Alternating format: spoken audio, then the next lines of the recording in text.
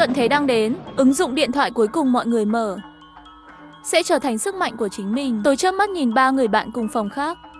Thanh Thanh đang mở một ứng dụng nào đó, Như Yên đang viết luận văn bằng WC. Uyển Ngôn đang xem nam nữ chính của bộ phim thần tượng trên điện thoại, mặt mỉm cười. Và tôi nhìn vào 7 giọt máu còn lại của Kim Sản Sản, bị mơ hồ. Sau khi âm thanh dòng điện chói tai trôi qua, La trong phòng ngủ phát ra âm thanh không có cảm xúc. 10 giây nữa là ngày tận thế đến, ứng dụng điện thoại bạn chọn sẽ được nâng cấp thành dị năng. 4 cô gái trong ký túc xá của chúng tôi đồng thời sửng sốt một chút. Người đứng đầu phòng ngủ Như Yên mở miệng trước là ai? Kiểu đùa này cũng dám đùa, không sợ bị phạt sao? Chắc là ai đó xem tin thuyết quá nhiều phải không? Kể bọn họ đi. Buổi trưa chúng ta ăn gì? Tôm hùm hay cơm chiên trứng? Tôi chơi xẻng vàng rất vui. Kim Sản Sản hỉ còn 2 giọt máu. Nếu biết thì không chơi phúc tình nữa. Ngón tay tôi kết nối với màn hình và xếp hàng điên cuồng. Một bên lại bận rộn nói với Thanh Thanh. Tôm hùm nhỏ nhé, nhớ ghi chú giúp tôi, nhiều mù tạt ít giấm, thêm chút cay. Tiếng đếm ngược trong loa vẫn tiếp tục. Tôi mơ hồ, tôi nghe thấy nhiều tiếng từ hành lang. Sao vẫn chưa có giáo viên đến phòng phát thanh? Không thể nào. Tớ ra ngoài rửa mặt không mang theo điện thoại di động. Cười chết mất, cậu tin thật à? Tớ nhớ học kỳ trước. Không phải nói La trong phòng ngủ của chúng ta bị hỏng sao? Tớ đã không nghe thấy nó kêu cả học kỳ. Nghe được lời này trong lòng tôi cũng bồn chồn. Nếu những gì trên radio là sự thật thì sao? Tôi chớp mắt nhìn ba người bạn cùng phòng. Thanh Thanh đang mở một ứng dụng nào đó để đặt hàng giao hàng. Như Yên đang viết luận văn bằng WC. Uyển Ngôn hoàn toàn đắm chìm vào xem kịch, nhưng không nghe thấy chuyện ngoài cửa sổ, nhìn nam nữ chính trong phim với khuôn mặt tươi cười. Và người anh hùng nhỏ bé trên màn hình của tôi chỉ còn 7 giọt máu, sắp hết ván. Lúc này đếm ngược kết thúc. Một tia sáng trắng trong điện thoại. Năng lượng mạnh mẽ tràn vào tay chân tôi ngay lập tức. Trong đầu truyền đến tiếng nhắc nhở chúc mừng bạn học Tiểu Anh Ngưu đã thức tỉnh dị năng. 4 người chúng tôi đều bối rối. Lúc này mới nhận ra những gì vừa nói trên radio là sự thật. Sức mạnh mà Thanh Thanh thu được là thức ăn nhanh. Sức mạnh của cô ấy vừa mới thức tỉnh. 4 đơn hàng vừa đặt hàng, nó xuất hiện trên bàn của chúng tôi. Hơi nóng, hương thơm tràn ngập. Chúng tôi lập tức phấn khích. Uyển Ngôn nuốt nước miếng nói Thanh Thanh, kỹ năng này của cậu được đấy. Có cậu chúng ta không lo lắng về vấn đề ăn uống. Những ai xem phim thảm họa đều biết, ngày tận thế đến, tất cả các loại vật tư sẽ thiếu hụt, đặc biệt là thức ăn và nước uống, có thể ăn uống đủ. Đó là hạnh phúc lớn nhất trong ngày tận thế. Vừa khóa xong cửa sổ phòng ngủ, 4 chúng ta, điện thoại di động liền không hẹn mà cùng reo. Mở ra xem, đó là cuộc trò chuyện nhóm do giáo viên Lý thiết lập gửi tin nhắn. Mọi người sau khi vào nhóm đều sửa lại ghi chú một chút, định dạng là tên lớp tài năng của mình. Mọi người bình tĩnh nhé. Nhà trường đã làm việc với các bộ phận liên quan, xác minh thông tin liên quan đến việc này. Nếu có chuyện gì xảy ra, nhà trường cũng sẽ cố gắng hết sức để đảm bảo an toàn cho mọi người. Trong khi đó, để tránh sự hỗn loạn, từ bây giờ, mọi người ở trong ký túc xá hoặc lớp học, đừng ra ngoài, nhà trường sẽ phát đồ cho mọi người đúng giờ. Các bạn học lần lượt sửa lại danh thiếp của mình. Không lâu nữa, đại tráng của bộ phận thể thao ở trong nhóm, giáo viên Ashley. Thưa cô, em đang chạy trước khi đếm ngược kết thúc. Không dùng điện thoại, không thức tỉnh bất kỳ sức mạnh nào. Làm sao đây à? Chẳng bao lâu nữa sẽ có người quay lại với nhau. Đúng vậy, lúc đó em đang ngủ. Em đang giặt quần áo. Không có điện thoại di động. Không có gì cả. Em đang chơi game, nhưng đó là trò chơi máy tính. Cũng không có dị năng. Vẫn chưa đợi giáo viên Lý trả lời, ủy viên kỷ luật của lớp chúng tôi, Tô Dương, đã lên tiếng trước. Giáo viên có nguồn lực hạn chế. Tôi nghĩ chúng ta nên tập hợp những người có năng lực. Hiện tại tình hình bên ngoài không rõ ràng, ai biết được sẽ có thây ma hay quái vật. Sau tất cả, chúng ta có thể đóng góp nhiều hơn, nên bảo tồn sức mạnh thể chất. Em đề nghị chúng ta sẽ chia theo mức độ sử dụng sức mạnh. Sức mạnh càng hữu ích, càng nhiều vật tư được phân phối. Sức mạnh của Tô Dương thức tỉnh là toàn bộ hỏa lực. Có lẽ nó liên quan đến trò chơi đấu súng mà cậu ta thích chơi. Một khi xuất hiện thây ma, loại năng lực tấn công này của cậu ấy rất thực tế. Nhân loại là ích kỷ. Đến lúc này, mọi người đều muốn kiếm lợi nhuận cho bản thân nhiều nhất có thể. Sau đó, ngài không ở trong nhóm. Còn có cái gì nữa không? Loại này nghe tên thì biết không CBC tác dụng gì. Tôi đề nghị vật tư cho loại người này cũng nên ít lại. Hơn nữa họ còn là con gái, là nữ sinh thì bọn họ chắc chắn không như những chàng trai có sức mạnh như chúng ta. Hắn còn chưa đợi tôi nói, Thanh Thanh liền trực tiếp giúp tôi đổi lại. Ở tuổi nào mà còn coi thường con gái? Mẹ cậu không phải con gái. Khi cắt bím tóc thời nhà Thanh đã để lại cho bạn rồi. Nhìn thấy Tô Dương như vậy, Bạn gái cậu ta không thể ngồi yên được. Bạn gái cậu ta tên là Trần Điềm Điềm, là ủy viên văn nghệ của lớp chúng tôi, cũng là hoa khôi của lớp. Trần Điềm Điềm đem mũi nhọn chuyển hướng trên người Thanh Thanh. Thanh Thanh, dị năng của bạn là đồ ăn nhanh. Chắc là dị năng bắt nguồn từ phần mềm giao hàng phải không? Nếu có năng lực này, nên phục vụ mọi người. Vật tư như đồ ăn rất dễ bị thiếu hụt. Nếu không bạn sẽ chịu trách nhiệm về thức ăn của chúng tôi. Đặt hàng giao hàng cho mọi người vào giờ cố định mỗi ngày. Khi cô ấy nói, lập tức có mấy bạn học không có dị năng quay lại với nhau. Phải, Thanh Thanh, sức mạnh của cậu thật hữu dụng, giúp người khác đi. Sức mạnh đồ ăn nhanh. Vậy có thể gọi món được không? Tôi muốn ăn gà rán. Tôi muốn uống trà sữa. Tốt nhất là không đường. Tôi sợ bị béo. Bỏ qua tất cả và duy trì thần kinh cơ thể. Tôi không đòi hỏi nhiều, có thể ăn no là được. Mấy người này da mặt cũng quá dày. Đúng vậy, ngay cả các món ăn cũng đã được đặt. Thanh Thanh lại kiểm tra dị năng của mình một chút. Sau đó nói trong nhóm, dị năng này của tôi không phải là ăn đồ ăn miễn phí. Tất cả thực phẩm bên trong đều có giá. Tất cả đều được đánh giá dựa trên mức độ thiếu hụt tài nguyên hiện nay. Chỉ nửa tiếng thôi. Súp cay đã tăng giá lên 1.314 nhân dân tệ một bát rồi. Sau này sẽ càng ngày càng đắt. Các người muốn ăn có được không? Trả tiền tôi sẽ giúp các bạn đặt. Đúng rồi, mỗi đơn hàng phải tính thêm 50% phí mua hàng. Giờ mọi người không nói chuyện nữa. Tất cả đều là sinh viên. Chi phí sinh hoạt một tháng chỉ khoảng 2.000. Bây giờ một bát súp có giá hơn 1.000 tệ. Làm sao họ có thể trả được? Nhưng đồng thời, mấy người chúng tôi cũng nhíu mày. Mọi người đã thêm số dư tiền gửi trong điện thoại di động. Tổng cộng 8.756 đồng. Với mức giá này, tiền trong tay chúng tôi cũng không đủ để đặt mấy bữa ăn. Này, nếu lúc này có thể trời rơi xuống tiền thì tốt rồi. Tận thế đang đến, ứng dụng điện thoại cuối cùng mọi người mở ra sẽ trở thành dị năng của chính mình. Nghe thấy câu này, có gì đó lóe lên trong đầu tôi. Các biên ê trong não đều đang di chuyển. Giây tiếp theo chuông báo vang lên. Chúc mừng bạn đã sử dụng kỹ năng lấy xu, đã chọn vòng đầu tiên với đồng tiền vàng. Bạn có thể nhận được 10 đồng vàng và nhận được 1 đồng vàng mỗi lượt. Tiền vàng có thể được chuyển đổi thành nhân dân tệ theo tỷ giá hiện tại. Nạp tiền vào tài khoản. Xin hỏi có chuyển đổi không? Tôi lập tức chọn có. Điện thoại đến nhắn tin. Thẻ ngân hàng của bạn lúc 14:29. Nhận được 100 vạn tệ. Nói cách khác 1 đồng Sau vàng này là mỗi 10 ngày vạn sẽ tệ. có 10 vạn tệ vào tài khoản. Vậy tiền mua đồ ăn là đủ rồi. Thanh Thanh ngạc nhiên nhìn chằm chằm vào. Trong số dư ví của tôi. Ngẫu nhiên nói. Cũng may là dị năng của anh Ngưu có thể đổi ra tiền. Nếu không mấy người chúng ta cũng phải đói bụng rồi. Hai chúng tôi lại nhìn về phía Như Yên và Uyển Ngôn, coi xem hai người có năng lực gì nào. Như Yên nhắm mắt cảm ứng một lúc. Sau đó sắc mặt trở nên ngưng trọng. Sức mạnh của tôi là dự báo thời tiết. Bắt đầu lúc 5 giờ chiều, thời tiết sẽ đột nhiên nóng lên. Nhiệt độ tăng 0,2 độ mỗi phút, tối đa có thể đạt khoảng 57 độ. Hách Thanh Thanh vẻ mặt nghi ngờ nói. Như Yên, không phải vừa rồi cậu đang dùng WC để viết luận văn sao? Có liên quan gì đến thời tiết? Bởi vì đề tài luận văn của tôi là sự nóng lên toàn cầu, ảnh hưởng đến tần suất của các sự kiện thời tiết cực đoan. Tôi nhìn điện thoại. Bên ngoài là 26 độ. Nhiệt độ tăng 0,2 độ mỗi phút, nói cách khác chỉ mất hơn 2 giờ. Nhiệt độ có thể lên đến gần 60 độ. Ở nhiệt độ cao này nếu không có bất kỳ biện pháp làm mát nào, con người không sống được bao lâu. Nếu không chúng ta nói với thầy Lý. Thế là Như Yên gọi điện thoại cho thầy Lý và đem sức mạnh của mình cho thầy biết tất cả thông tin về thời tiết nóng lên. Ngay sau đó thầy Lý gửi thông báo trong nhóm. Mọi người cố gắng giảm nhiệt độ điều hòa xuống càng nhiều càng tốt. Cho nước vào tủ lạnh. Đến lúc đó có thể lấy ra làm mát.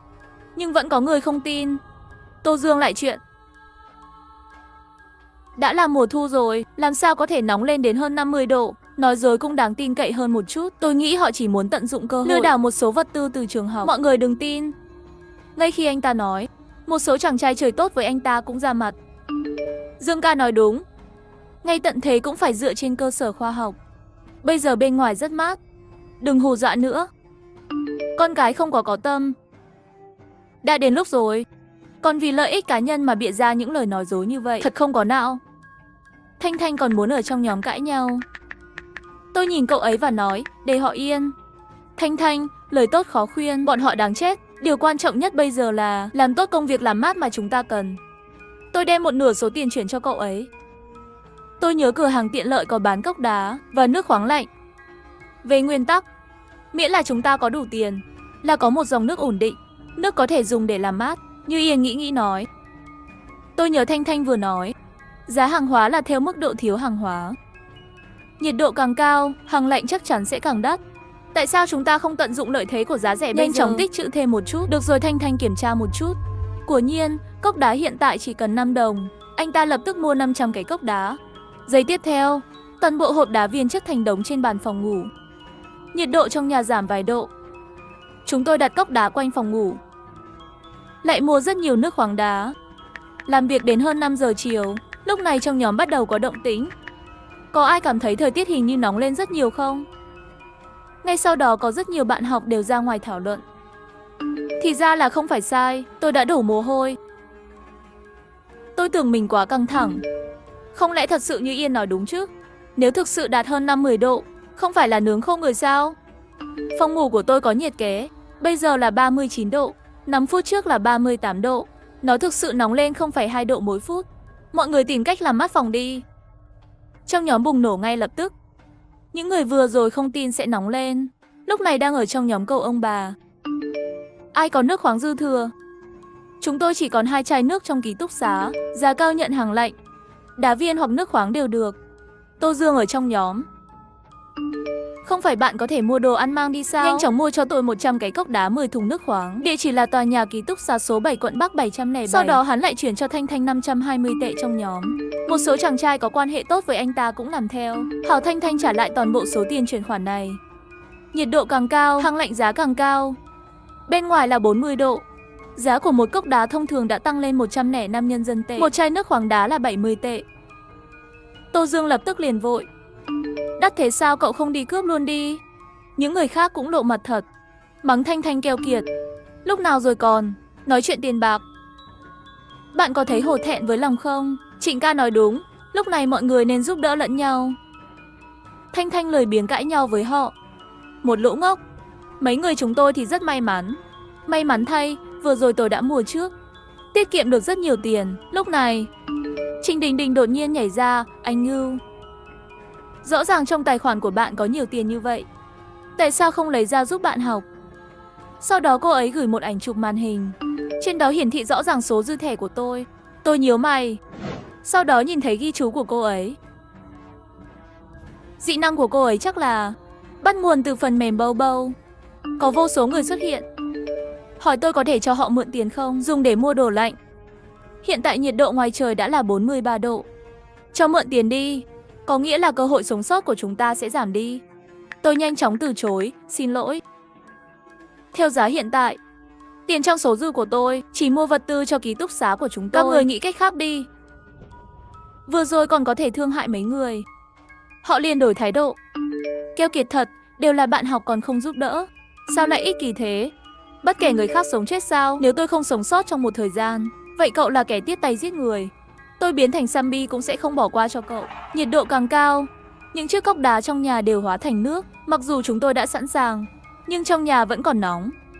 Mồ hôi không thể ngừng đổ ra. Mở miệng nói chuyện đều cảm giác cổ họng đang bốc khói. Mọi người thật sự không chịu nổi nữa. Thế là để Thanh Thanh mua 4 cây kem que, 800 tệ mỗi cái, nhưng khoảnh khắc nó vào miệng, tôi nghĩ số tiền này đáng giá. Tuyển Ngôn cắn mạnh một miếng kem que, vừa ăn vừa cảm thán. Đây mới là sát thủ kem thật sự. Dưới nhiệt độ cao của ngày tận thế, mọi người đều lo lắng về vật tư làm lạnh. Phú nhị đại của lớp chúng tôi, nhưng lại khoe trong đám đông. Cậu ta đã gửi một bức ảnh của ký túc xá trong nhóm. Trong ảnh không chỉ có 2 tủ đông lớn, ngoài ra còn có đầy đủ kem chất thành đống trên mặt đất. May mắn là ký túc xá của chúng tôi cũng có người thức tỉnh sức mạnh của mua sắm trực tuyến. Chưa biết khi nào nhiệt độ cao sẽ kết thúc, chỉ có thể tiết kiệm tiền thôi. Cậu ta gửi những thứ này trong nhóm, tương đương với việc ném thịt vào đống sói. Chắc chắn rồi, rất nhiều người nảy ra ý tưởng. Lão Dương, cậu ở phòng nào? Anh Dương có thể tặng cho anh em mấy cây kem que không? Cảm ơn. Nhưng cậu ta phớt lờ câu trả lời của những người đó. Ngược lại, cậu ta gọi Hoa khối lớp tôi, nữ thần. Cậu có muốn đến ký túc xá của chúng tôi để tránh nóng không? Rất lạnh. Điềm Điềm không để ý đến cậu ta. Nhưng vài phút sau, trong nhóm đột nhiên có người tải lên một video. Mười mấy giây, tôi tò mò. Hít một hơi. Trong ảnh Tô Dương đá mở cửa ký túc xá của Dương Tiêu, sau đó dùng sức mạnh để tạo ra một khẩu súng trường, bắn điên cuồng vào Dương Tiêu. Cứu, giết người, giết người. Bạn học quay video liên tục cầu cứu. Tô Dương hung ác vẫy tay. Phía sau có vài người theo sau. Đen tủ lạnh trong ký túc xá của Tô Dương. Chuyển ra ngoài. Tôi nhìn những người bạn cùng phòng khác. Nếu không có biện pháp, người tiếp theo bị lục soát sẽ là ký túc của chúng ta. Lúc này, Điềm Điềm lại thêm lời. Ây Thanh Thanh, trong ký túc xá cũng có nhiều đá và nước đúng không? Cậu ta giả vờ vô ý nói. Tôi nhớ hình như các bạn sống ở căn hộ số 6 phía nam. 203 nhỉ, Điềm Điềm vừa gửi xong. Tôi nghe thấy những ký túc xá khác ở hành lang. Âm thanh mở cửa. Rõ ràng là có người muốn theo gương Tô Dương, cướp vật tư của chúng tôi. Tiếng bước chân đang đến gần cửa. Tôi không ngừng suy nghĩ để giải quyết. Như Yên, mấy người bọn họ cũng rất bận rộn, chặn cửa phòng ngủ bằng bàn ghế. Có một ý nghĩ. Tôi đã sử dụng sức mạnh của mình một cách quyết đoán. Chúc mừng bạn đã sử dụng kỹ năng chọn vòng 2. Tôi thành trung tâm rồi, là một hình tượng ma thuật. Hắn mang theo nhiều thứ, thiết bị tấn công tùy chỉnh. Mô hình đăng tải. Những con mô hình đang canh gác trước cửa ký túc xá của chúng tôi. Mỗi lần như vậy, lại có tiếng kêu từ hành lang. Có quái vật ở cửa ký túc xá bọn họ. Tránh ra, đây là quái vật xác chết, sẽ tấn công người. Người ngoài cửa hoảng sợ bỏ chạy. Vài phút nữa, cửa yên tĩnh lại. Tôi biết cuộc khủng hoảng này đã qua. Nhưng nhiệt độ trong nhà vẫn đang tăng lên.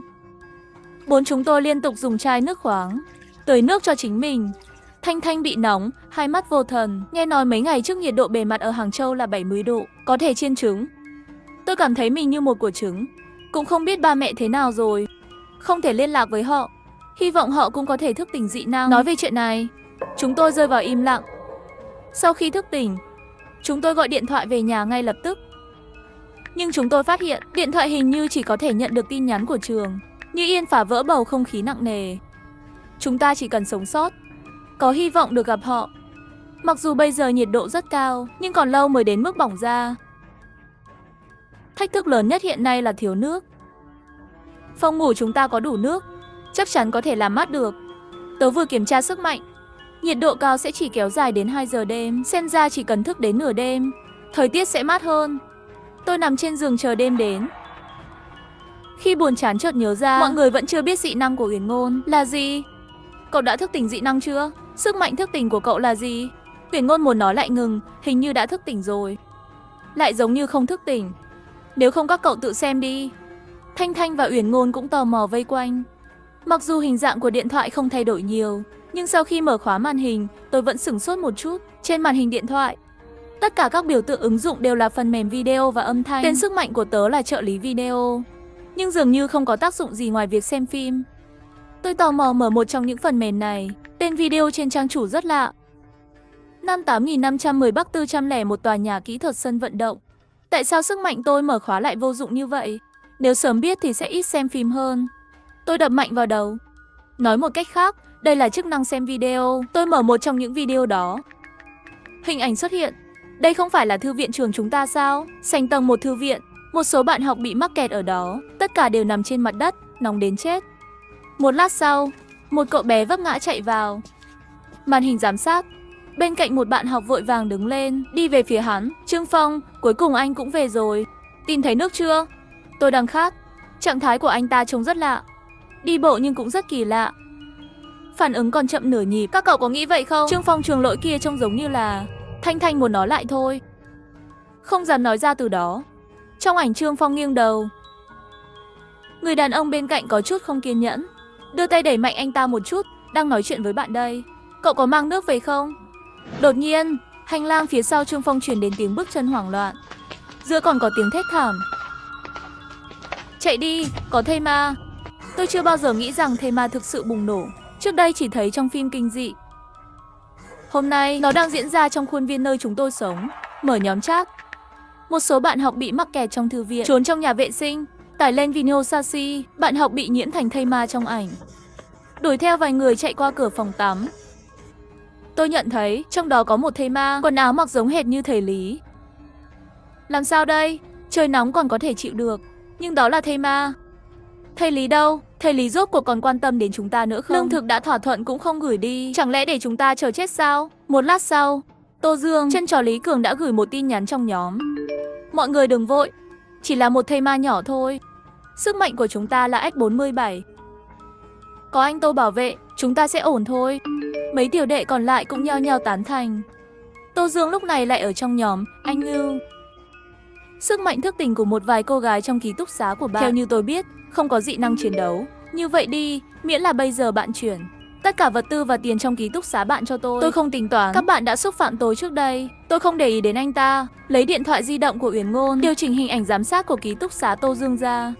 Sau khi cướp vật tư làm lạnh của anh Dương, Tô Dương cùng mấy tiểu đệ của hắn ở phòng ngủ rất tốt. Hắn hít một ngụm củ cải trong tay. Các người cứ chờ đi. Con gái sợ nhất là mất đi thứ này. Họ hứa sẽ đồng ý. Khi họ đến tìm chỗ trú ẩn của chúng ta cứ hê hê. Lý Cường phấn khích giơ like, anh Tô. Đến lúc đó có thể cho tôi Thanh Thanh không? Tôi đã nhìn chúng cô ta lâu rồi. Lần trước hội thể thao tôi tình cờ thấy cô ta thay quần áo. Ngực to kia tuyệt vời. Được rồi. Vừa vặn chúng ta một người một. Đúng rồi, chị dâu biết rồi sẽ không tức giận phải không? Tô Dương khinh thường hừ một tiếng. Trình Điềm Điềm không dám. Bây giờ còn không bỏ cô ta cũng phải cầu xin ông đây bảo vệ. Con dám quản ông đây. Tôi thoát khỏi camera giám sát. Trong ngày tận thế, mặt tối của trái tim con người sẽ được phóng đại vô hạn.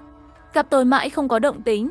Tô Dương lại nói chuyện riêng với tôi. Các cô đã suy nghĩ kỹ chưa? Không ngoan ngoan đến cửa. Đừng trách tôi. Tôi trực tiếp chặn anh ta xóa rồi xóa. Tôi nhìn Như Yên. Như Yên nói lúc đầu là nhiệt độ cao. Bây giờ lại xuất hiện thấy ma. Cậu dùng dị năng kiểm tra xem phía sau còn có thiên tai gì nữa. Như Yên gật đầu. Sử dụng dị năng. Cậu ấy cau mày. 3 ngày nữa sẽ có một trận động đất mạnh 8 độ. Vậy thì chúng ta không thể ở trong ký túc xá mãi được. Ký túc xá chắc chắn sẽ không chịu được động đất. Ở trong ký túc xá là chờ chết. Tôi nhớ cách trường chúng tôi không xa. Có một hầm tránh bom. Chúng tôi muốn kiểm tra bằng điện thoại di động tình trạng của hầm tránh bom. Không ngờ, không có camera giám sát hầm tránh bom. Tôi vừa cảm nhận được một chút. Camera này hình như chỉ có thể nhìn thấy hình ảnh khoảng 2 km xung quanh. Không sao cũng đủ rồi. Bây giờ chúng ta phải đóng gói và mang đến nơi trú ẩn của cuộc không kích trước. Thanh Thanh có dị năng gọi đồ. Miễn là chúng ta có tiền. Về vật tư phương diện này là không lo lắng. Chỉ cần mang theo một số đồ dùng cần thiết. Đừng để đồ của mình quá nặng. Nhưng bên ngoài có thây ma. Làm thế nào để chúng ta thoát khỏi đám thây ma này? Tốt nhất để có được một chiếc xe. Tôi nhớ Như Yên có bằng lái xe không? Như Yên, cậu lái được không? Được. Tớ thường lái xe tài của bố tớ ở nhà, giúp ông ấy giao hàng. Vậy thì không có vấn đề gì. Tôi lập tức nhìn về phía Thanh Thanh. Đúng rồi Thanh, dị năng của cậu có thể mua một chiếc xe hơi không? Thanh Thanh cảm nhận một chút. Không được, tôi chỉ có thể mua đồ ăn ngoài. Lúc này, tôi đột nhiên nhớ ra lúc đó Lão Dương ở trong nhóm nói có người trong ký túc xá của anh ta đã thức tỉnh sức mạnh của mua sắm trực tuyến. Mua sắm trực tuyến chắc chắn có thể mua được xe. Tôi biết là Trương Nghị của lớp chúng ta thức tỉnh dị năng mua sắm trực tuyến. Bởi vì chúng ta thức tỉnh dị năng tương tự nhau nên tôi đã nói chuyện với cậu ta. Cậu ta nói với tôi, bây giờ họ đều phải phục vụ Tô Dương, giúp anh ta mua đồ. Như vậy Tô Dương mới có thể bảo vệ cậu ta. Tô Dương bây giờ tập hợp một nhóm các chàng trai có khả năng tấn công, đốt, giết và cướp trong tòa nhà của họ, làm cho những điều đó hữu ích cho họ. Tất cả những người dễ kiểm soát đều được thu thập. Thật đáng sợ. Vậy không phải sớm muộn gì cũng sẽ đến chỗ chúng ta sao? Bây giờ sức mạnh của tớ chỉ có thể được sử dụng 3 lần một ngày. Để đề phòng, chúng ta vẫn phải rời khỏi ký túc xá càng sớm càng tốt. Như Yên cũng không đem tin tức về trận động đất trong 3 ngày nữa nói ra. Chúng tôi chuẩn bị ngày mai sau khi sơ tán an toàn, gửi thông báo trong nhóm sau 2 giờ tối. Nhiệt độ thực sự đã giảm xuống. Chúng tôi mua một đống thức ăn, chuẩn bị ăn no trước. Thanh Thanh nói, tớ đã thỏa thuận với Trương Nghị rồi. Cậu ta mua cho chúng ta xe 20 vạn. Chúng ta trả cho cậu ta thêm 10 vạn. Nhưng để ngăn cậu ta lấy tiền và không làm gì cả. Chúng ta thương lượng rồi, ngày mai giao dịch tại đường phố vào ban đêm. Thời gian và địa điểm được thương lượng khác. Hắn cũng quá tham lam. 10 vạn sao không đi cướp đi? Vậy ngày mai kết nối với cậu ta. Chúng ta đi cùng nhau à? Có nguy hiểm không? Không cần, cậu ta nói cậu ta đi một mình. Cậu ta có sức mạnh để đối phó. Cũng may là dị năng của anh Ngư tương đối mạnh. Nhưng cậu cũng phải chú ý đến sự an toàn. Tôi gật đầu. Cũng đang suy nghĩ về trò chơi. Còn những kỹ năng thực tế nào nữa có thể giúp chúng ta tránh đám thây ma vào tối mai, đến nơi trú ẩn an toàn. Ngày hôm sau chúng tôi thu dọn đồ đạc. Chờ đến khi trời tối, Uyển Ngôn sử dụng điện thoại di động để giám sát, cho tôi một nơi an toàn hơn. Sau khi xác nhận thời gian và địa điểm với Trương Nhị, tôi đã đến địa điểm giao dịch.